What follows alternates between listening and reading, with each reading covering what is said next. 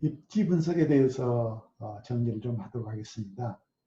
여기에서는 먼저 입지 선정과 관련해서 정리를 할 텐데요. 입지라고 하는 개념이 어떤 개념인지, 그리고 우리가 입지를 선정할 때는 어떤 원칙에 의해서 입지를 선정할 것인지에 대해서 정리를 하도록 하겠고, 두 번째로는 선정된 입지에 대해서 주변 환경에 따른 입지 분석을 하는 내용을 정리를 해보도록 하겠습니다.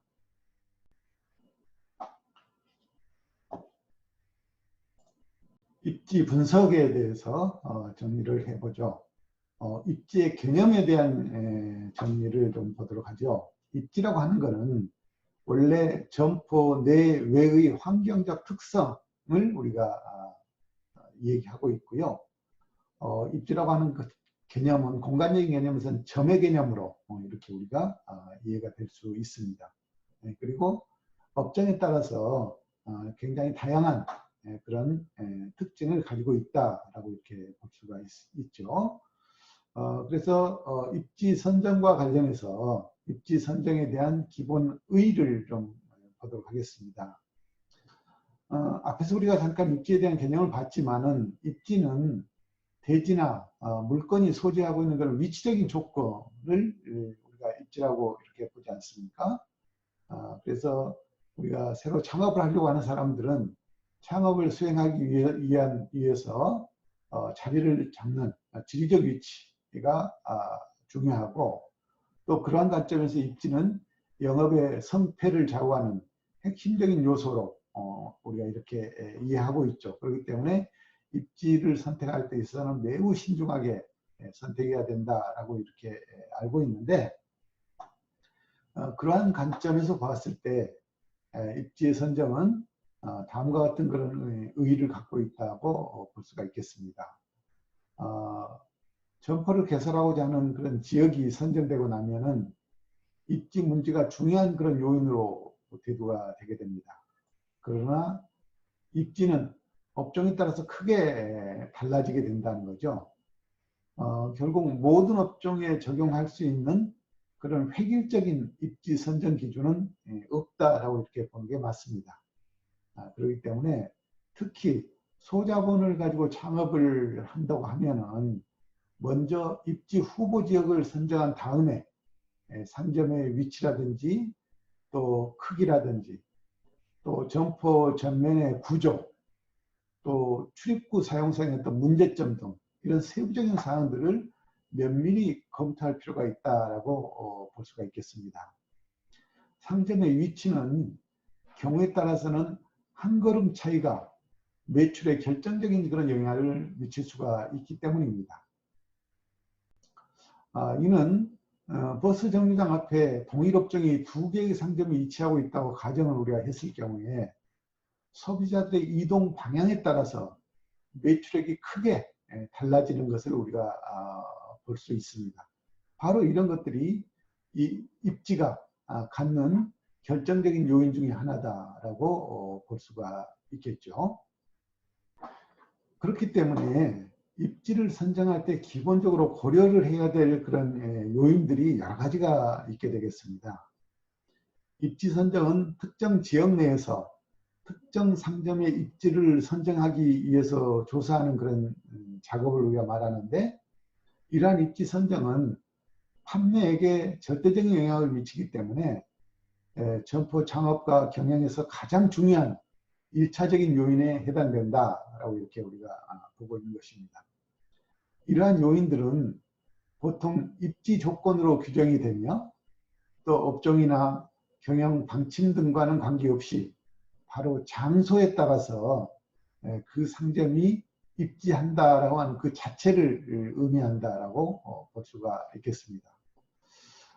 그렇기 때문에 입지 요인은 사업의 사활을 결정하는 중요한 요인일 수밖에 없고, 또 소매점이든 외식업이든 간에 그 영향력은 절대적이다라고 이렇게 우리가 볼 수가 있겠습니다. 그래서 이러한 큰 영향력을 가지고 있는 입지를 우리가 일반적으로 다음과 같은 요건들에 의해서 고려를 할 필요가 있다라고 보는 것입니다. 고려사항 첫 번째로는 그 입지가 가지는 판매력을 보아야 된다고 하는 것이죠. 여기서 판매력이라고 하는 것은 현재와 더불어서 미래의 잠재 판매력까지도 예측해서 포함을 해서 본다라고 하는 그런 의미가 되겠습니다. 또 자기 점포 취급품에 대한 소비자들의 구매 관습, 구매 패턴을 고려를 해야 되겠고요. 또 예상 고객들의 시간대별 통행량, 또 통행인들의 속성과 분포도 고려가 되어야 되겠습니다. 경쟁 점포나 또 기타 상점과의 입지상의 관계도 고려 요인이 되고, 교통의 편리성, 이것은 상점까지의 대중교통수단에 의한 이동 시간이나 또 거주지로부터 상점까지의 거리, 교통기관의 혼잡과 시간대 및 요일별 변화, 또 주차장소의 유무, 상점과의 블록상의 위치, 또 도로의 폭, 비탈이나 경사진 면, 또 막다른 길의 여부, 상과 좌우측의 건물 여부 등 여러 가지 요인들을 고려할 필요가 있다라고 보는 것입니다. 또 투자 자본에 대한 회수 전망도 우리가 고려를 해봐야 되겠고요. 그 이외에 특별히 고려해야 될 조건으로는 공해, 또 병원, 호텔 등과 같은 시설 접근성, 또 길의 보도의 정비 상태, 근처에 또 고립이나 황폐화 등과 같은 이러한 요소들도 특별히 고려를 해야 되는 그런 상황이 되겠습니다. 자, 이렇게 우리가 기본적으로 입지를 선정을 할 때는 여러 가지 고려를 해야 될 요소들이 많이 있는데, 그러한 요소들을 바탕으로 우리가 입지 선정을 할 때 기본적으로 지켜야 될 원칙을 몇 가지 좀 정리를 해보도록 하겠습니다. 물론 이러한 원칙이 절대적일 수는 없지만은 앞에서 우리가 설명했듯이 입지라고 하는 게 매출에 지대한 영향을 미치고 있고 사업의 성패에 결정적인 요인으로 작용을 하고 있기 때문에 이러한 입지 선정의 기본 원칙을 반드시 염두에 두고 입지를 선정할 필요가 있겠다라고 볼 수 있겠습니다. 원칙 첫 번째로는 상권에 대한 잠재력이 되겠습니다. 현재 관할 상권 내에서 지급하려고 하는 그런 상품에 대해서 수익성의 확보라든지 또 수익성 확보의 가능성에 대해서 검토가 필요합니다. 잠재적인 상권의 잠재력에 대해서 봐야 된다는 것이죠. 다음으로는 접근 가능성이 되겠습니다.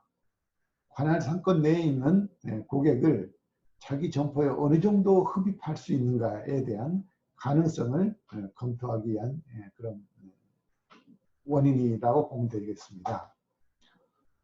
또 성장 가능성에 대해서도 봐야 됩니다. 인구 증가와 소득 수준의 향상으로 시장 규모나 또 선택한 사업장, 유통상권의 매출액이 성장할 가능성이 있는지에 대해서, 즉 성장 가능성에 대한 부분을 예측을 해보아야 되겠고요. 특히 우리가 좀 생각해야 되는 게 중간 저지성이 있는가를 볼 필요가 있겠습니다. 기존 점포나 상권 지역이 고객 주택가의 중간 정도에 위치함으로 인해서 경쟁 점포나 또 기존의 상권 구역으로 접근하는 고객을 중간에서 차단할 수 있는 그런 가능성이 있는지를 검토를 해봐야 된다고 하는 것입니다. 또 현재 상황도 중요하지만은 향후라도 미래에 이런 중간 저지 가능성의 요인이 있을 수 있는지에 대해서도 볼 필요가 있을 것 같습니다. 또 누적적 흡입력을 볼 필요가 있다는 것이죠. 영업의 형태가 비슷하거나 동일한 그런 점포가 집중적으로 몰려 있거나 또 고객의 흡입력을 극대화할 수 있는 그런 가능성, 또 사무실, 학교, 문화시설 등과의 인접함으로 인해서 고객을 흡입하기에 유리한 그런 조건에 속하고 있는가에 대한 검토, 또 예비 창업자는 창업 아이템에 따라서 중간 저지성의 입지를 선택할 것인지 누적적 흡입력의 입지를 선택할 것인지를 판단하는 그러한 결정 요소로서 중요하게 작용하는 요인이다라고 보면 되겠습니다. 양립성에 대해서도 보아야 됩니다. 상호 보완 관계에 있는 그런 점포가 서로 인접해 있음으로 인해서 고객의 흡입력을 높일 수 있는 그런 가능성에 대한 부분을 검토를 해야 된다는 것이죠. 경쟁 회피성, 경쟁점의 입지, 규모, 형태 등을 감안해서 예비 창업자의 사업장이 기존 점포의 경쟁에서 우위를 확보할 수 있는 가능성, 또 향후 신규 경쟁점이 입점함으로써 창업할 사업자에 미칠 영향력의 정도를 파악하기 위한 이런 방법들을 통해서 경쟁에 어느 정도 노출되어 있거나 아니면 경쟁에서 어느 정도 회피성을 가지고 있는지를 볼 필요가 있겠습니다. 또 경제성도 보아야 되겠습니다. 입지의 가격이나 비용 등으로 인해서 수익성과 생산성에 어느 정도 기여를 하고 있는지를 볼 필요가 있다라고 하는 것이죠. 입지 분석에 대해서 정리를 좀 해보도록 하겠습니다. 우리가 기본적으로 입지를 조사하는 목적은 입지 조사를 통해서 명확한 그런 판매 목표를 산출할 수 있게 되는데, 이러한 판매 목표를 산출할 때는 바로 이 입지조사가 기초자료로서 활용이 된다라고 보면 되겠습니다. 또 자기 점포가 확보할 상권의 범위를 파악해 보는 데 있어서는 입지조사가 중요하게 역할을 하고 있다고 보는 것이죠. 그리고 현재의 시장이나 또는 미래의 잠재적 발전 가능성에 대해서도 확인을 할 수가 있고요. 자기 점포를 중심으로 한 주변의 경쟁 점포 상황에 대해서도 미리 조사를 해보면서 거기에 대한 대응력을 갖춰갈 필요가 있습니다. 또 상권에서 인기 있는 그런 메뉴 구성이라든지 또 메뉴 가격대 등도 바로 이런 입지조사를 통해서 나올 수 있고, 이러한 입지조사의 기초자료를 바탕으로 모든 전략들이 만들어진다라고 보시면 되겠습니다. 매출을 결정하는 입지의 특성에 대해서 정리를 한 자료가 되겠습니다. 일단 도로의 환경, 도로의 현황을 바탕으로 조사를 해보았는데요. 도로의 동선을 기점으로 해서 동선도로, 또 좋은 동선, 좋지 못한 동선, 이렇게 우리가 구분을 해보았죠. 동선도로라고 하는 것은 고객의 유입 시설과 또 시설로 연결되어지는 사람들의 흐름을 관점으로 해서 동선을 우리가 파악한 그런 모형이다라고 보시면 되겠습니다. 그래서 여기에서는 주동선, 또 부동선, 복수동선, 이렇게 우리가 구분을 해볼 수가 있겠습니다. 그리고 좋은 동선이라고 하는 것은 소비를 목적으로 이동하는 그런 흐름이 상당히 원활하게 흘러갈 수 있는 그런 동선, 우리가 좋은 동선이다라고 이렇게 얘기를 하고 있고, 반대로 이러한 흐름이 좋지 못한 그런 동선, 즉 좋지 못한 동선은 우리가 여러 가지 제한들이 따르는 그런 동선들을 좋지 못한 동선이다라고 이렇게 보고 있는데, 거기에 해당되는 제한적인 요소들은 시간적인 제한이라든지 또는 행동적인 제한, 그리고 금전적인 제한 등이 바로 여기에 속한다라고 보시면 되겠습니다. 자, 그러면은 동선도로, 즉 주동선, 부동선, 또 복수동선에 대해서 우리가 설명을 좀 보도록 하겠습니다. 자, 주동선이라고 하는 것은 고객의 흡입시설이 얼마만큼 고객의 흐름하고 연결되어져 있는가를 보면서 우리가 생각해 볼 수 있는 그런 동선이 바로 주동선이다라고 볼 수 있겠는데요. 자, 그림에서 보듯이 고객들이 흡입되는 시설, 역이나 또는 대규모의 쇼핑센터, 또 대형 교차로 등을 생각을 해 봤을 때, 자, 역과 그 다음에 대규모 쇼핑센터와 연결되는 그런 과정에 있어서 여기서 바로 소매점이나 쇼핑센터로 이동을 할 수가 있고, 또 그 이동하는 과정 중에 중간에 교차로가 있어서 자유롭게 연결될 수 있는 이런 공간은 우리가 주동선적인 공간이다라고 이렇게 볼 수가 있겠습니다. 그리고 이러한 주동선의 환경이 구축되어지면은 일반 고객들은 역을 통해서 쇼핑센터를 거쳐서 바로 주택가로, 또 역을 통해서 소매점을 거쳐서 바로 사무실로 이렇게 연결되어질 수 있는 동선의 흐름이 자연스럽게 연결되어지는 이런 상황을 우리가 주동선이다라고 이렇게 설명할 수가 있겠습니다.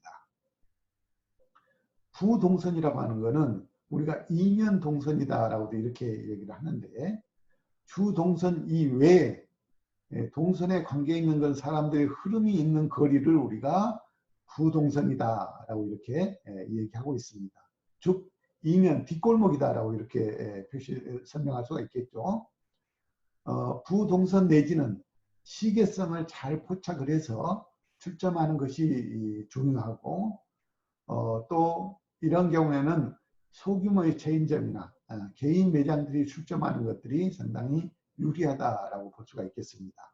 자, 역을 통해서 대형 상점가로 이동하는 이 과정들은 바로 주동선이 되겠습니다. 그런데 주동선 이외에 주동선과 관계없이 사람들이 흘러갈 수 있는 이런 요소들, 이런 것들이 바로 부동선에 속한다라고 보시면 되겠습니다. 그래서 주동선에서 약간 벗어나 있는 이런 지역들이 바로 부동선의 역할을 하는 것이죠. 그래서 이런 부동선 지역에는 소규모의 체인점이나 또는 개인 매장들이 출점하는 것들이 좋은 그런 케이스가 될 수 있다고 볼 수 있겠습니다. 바로 이렇게 주동선에 매장이 출점하는 경우도 있지만은 주동선을 벗어나서 부동선 지역에서 매장들이 출점할 수도 있다라고 이렇게 보시면 되겠습니다. 복수동선이 되겠는데요. 동선이 복합적으로 혼재되어져 있다라고 이렇게 보시면 되겠습니다. 그래서 그리고 복수의 고객 유입 시설들이 혼재 있는 경우에는 동선 도로의 흐름에는 몇 가지 심리적인 관계가 작용되고 있다는 것입니다. 그래서 특히 복수 동선의 경우에는 이러한 심리적인 요소들을 고려할 필요가 있다라고 보는 것이죠. 첫 번째, 최단거리 실현의 법칙입니다. 사람들은 이동할 때 가장 짧은 거리로 이동하기를 원한다라고 하는 것이죠. 그래서 복수 동선의 경우에는 가장 단거리가 고객들의 흐름에 있어서 가장 짧은 거리로 이동하는 위치가 어딘지, 또 짧은 거리로 이동할 수 있는 흐름이 어느 곳인지를 찾을 필요가 있다는 것입니다. 두 번째로는 도중 실현의 법칙이 되겠습니다. 사람들은 미리 알고 있는 것을 선택해서 움직인다는 것이죠. 그래서 알지 못하고 새로운 길은 가지 않는다.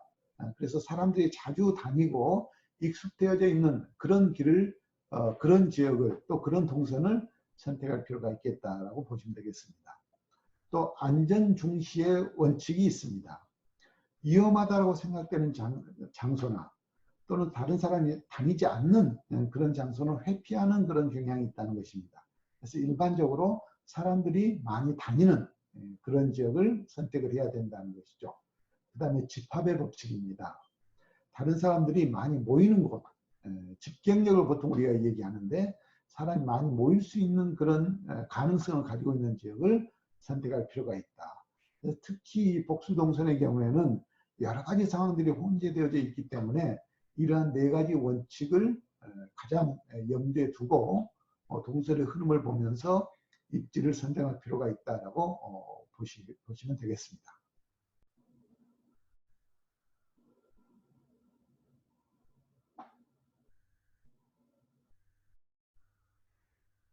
입지 분석과 관련해서 정리를 해보았습니다. 여기서 우리가 입지 선정, 특히 입지에 대한 개념과 더불어서 입지를 선정할 때 어떤 원칙들을 지켜야 되는지에 대해서 정리를 해봤고요. 이어서 입지 형태에 따라서 입지 분석에 대한 내용들을 간단하게 정리를 해보았습니다. 기본적으로 입지라고 하는 것은 대지나 또는 물건이 소지하고 있는 위치적인 조건을 우리가 입지라고 얘기하는데 공간적인 개념에서는 점의 개념으로 우리가 이렇게 사용을 했습니다. 특히 입지는 창업자가 창업을 수행하기 위해서 자리를 잡게 될 그런 지리적 위치이고 또 이러한 입지는 영업 및 성패를 좌우하는 데 있어서 핵심적인 그런 요소로 작용을 하고 있기 때문에 신중하게 선택할 필요가 있다라고 이렇게 말씀을 드렸습니다. 우리가 입지를 선정을 하는 데 있어서는 매우 중요한 그런 요소가 입지이기 때문에 결국 입지는 업종이나 또는 업태에 따라서 크게 달라진다 이렇게 볼 수 있습니다. 그렇기 때문에 입지는 모든 업종에 적용할 수 있는 획일적인 그러한 선정 기준은 있을 수가 없다. 따라서 소자문으로 창업을 하려고 하는 그런 경우에는 먼저 입지 후보 지역을 선정을 하고 그 다음으로 상점에 대한 위치나 또 크기, 또 점포 전면의 구조, 출입구 사용상의 문제점 등 아주 세부적인 그러한 내용들에 대해서 면밀하게 하나하나 검토할 필요가 있다라고 이렇게 정리를 해보았습니다. 또 우리가 입지를 선정할 때 고려해야 될 그런 사항들에 대해서도 알아봤죠. 입지 선정은 특정 지역 내에서 특정 상점의 입지를 선택하는 것이기 때문에 이를 하기 위해서는 판매에 절대적인 영향을 미치는 그러한 중요한 요소로서 조건에 대해서 또 업종이나 경영 방침 등과 관계없이 상점이 바로 그 입지의 중요한 그런 위치가 될 수밖에 없고 요소가 된다라는 것을 항상 우리가 생각을 해야 되고 그래서 입지라고 하는 것은 사업의 사활을 결정하는 중요한 그런 요소인가 더불어 소매점이 됐든 외식업이 됐든 간에 영향력은 절대적이다라고 이렇게 우리가 보았습니다. 그래서 일반적으로 다음과 같은 그런 요건들을 고려할 필요가 있다고 봤죠. 그래서 첫 번째로 판매력에 대해서 우리가 고려를 해봐야 된다라고 했습니다. 여기서 판매력은 현재 시점에서 판매도 중요하지만은 향후 미래의 잠재적인 판매력까지도 예측할 필요가 있다라고 이렇게 보고 있고요. 또 자기 점포에서 취급하려고 하는 그런 상품에 대해서 소비자들이 어떤 구매 습관, 구매 패턴을 가지고 있는지를 고려해야 된다는 것이었죠. 또 예상 고객의 시간대별 통행량, 또 통행인들에 대한 속성과 분포도도 우리가 조사해야 되고 경쟁점포 및 기타 상점과의 입지상의 관계도 고려를 해야 된다. 그리고 교통에 대한 편리성도 고려를 해봐야 된다는 거였고 투자 자금에 대한 회수의 정도도 전망을 해야 된다. 그 이외에 특별한 그런 요소들로서 공해의 유무라든지 또 주변의 대형 병원이나 호텔 이런 접객 고객들이 모일 수 있는 그런 접객 능력을 가지고 있는 그런 시설들이 위치하고 있느냐 하는 것도 우리가 살펴볼 필요가 있다고 정리를 해보았습니다. 이어서 우리가 입지를 선정할 때 기본적으로 지켜야 될 원칙이 있었죠.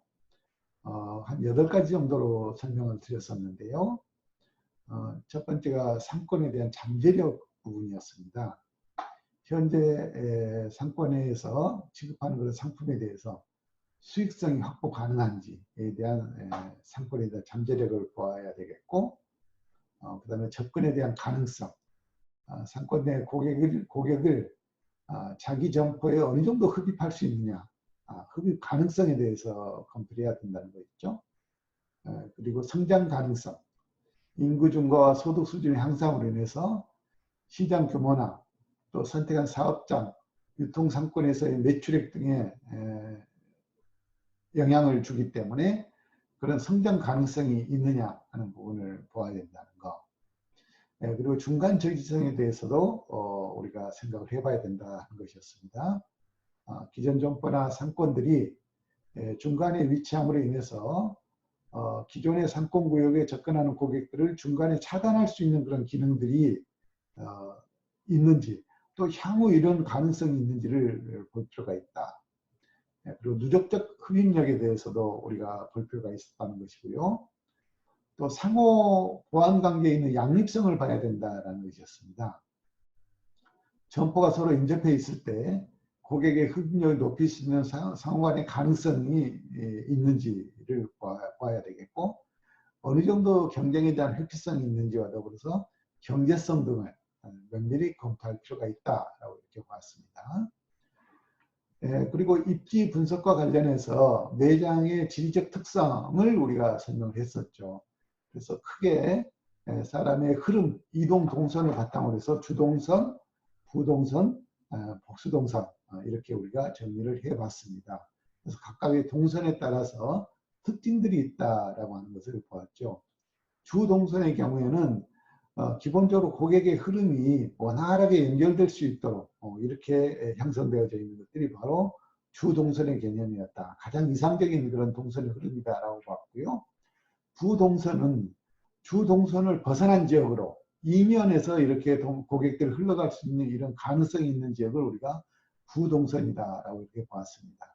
그리고 복수동선 같은 경우는 여러 가지의 상황들이 혼재되어져 있는 그런 경우인데, 이런 경우에는 소비자들의 심리를 잘 활용할 필요가 있다. 그래서 4가지의 고객의 심리 요인을 검토할 필요가 있다라고 정리를 해보았습니다.